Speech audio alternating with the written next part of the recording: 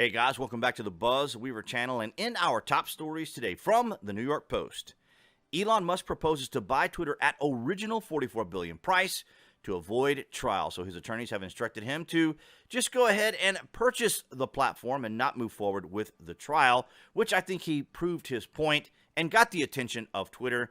And I have to say that when he originally announced, I noticed that a lot of the more pernicious bots kind of disappeared. So as things continued forward, I noticed that things were getting better on Twitter as far as my performance, as far as getting followers, and activity was getting much better because those bots were extraordinarily annoying.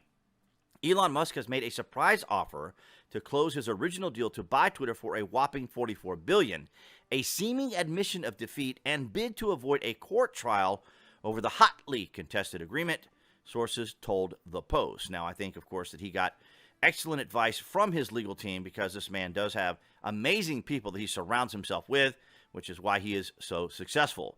The world's richest man is in talks for a settlement to acquire the social network for $54.20 per share, the same price he agreed to in April before saying in July he was pulling out of the deal, according to sources close to the talk. So, of course, there's a lot going on. You've not heard a whole lot here. I've tried to cover a good bit of the news on Elon Musk because this is so vitally important. I don't think people quite understand the significance of him allowing for free speech on the platform. Now, of course, there will still be moderation and those sorts of things, but he's going to allow people to make adjustments with their settings to determine what they would want to hear, and not allow the platform to decide what people should or should not hear, as we covered in my short yesterday. If you haven't seen it already, from the World Economic Forum, the undersecretary there saying that they controlled the science, that they were working with Google and perhaps other platforms to ensure that certain information got out there. As you know, as we covered here with the Molly Ball,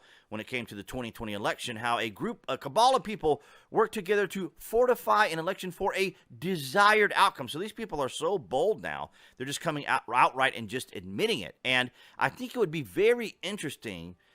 And, of course, we already know that Elon Musk has invited President Trump to come back to the platform, perhaps even Alex Jones, Milo Yiannopoulos, as well as Laura Lomer.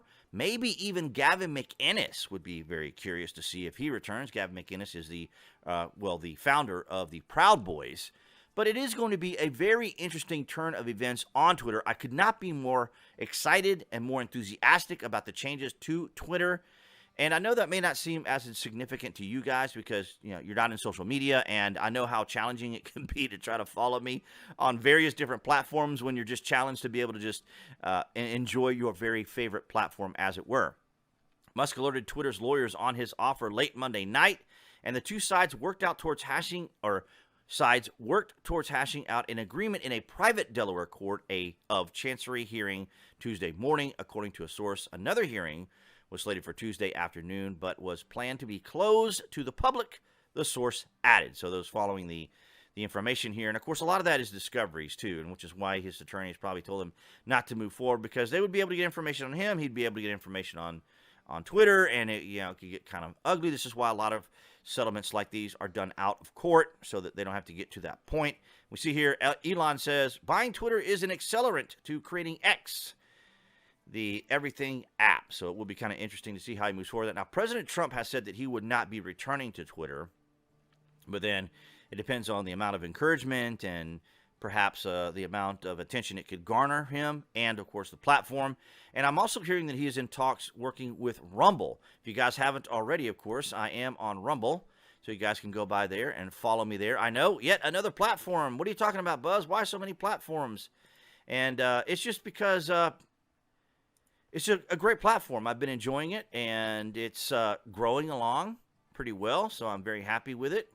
I'm not sure why it isn't showing me like the main platform here, but nonetheless, guys, you can follow me on Rumble by looking me up under BuzWeaver. But he's going to be doing some things with Rumble, so I'm not entirely sure what all he'll be doing. But nonetheless, guys, that's what I had for you today. Thank you for the continued support, all of you guys on Rumble, BitChute, DTube, and Odyssey. You guys have been amazing.